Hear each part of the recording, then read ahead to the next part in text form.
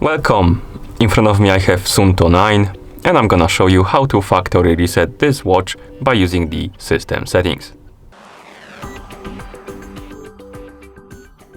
Before we start, if you want to factory reset your watch, make sure that the battery level on your watch is at least above 30%, because if the battery dies during the resetting process, it might damage your device.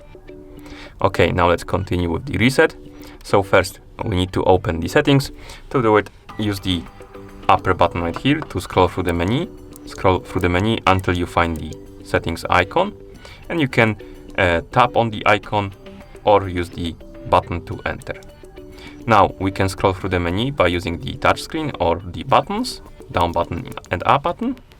Make sure that the general option is selected and then press the button or tap on it to enter.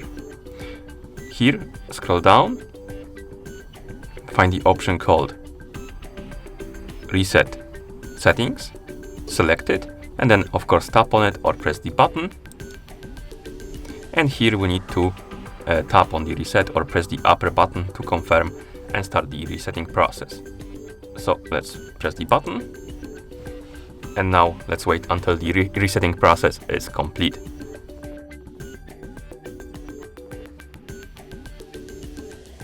And once the resetting process is complete, the progression bar will disappear from the screen. You will need to press and hold one of the buttons to turn the watch back on. I believe it's the upper button, but it could be a middle one. So let's press and hold the upper one first.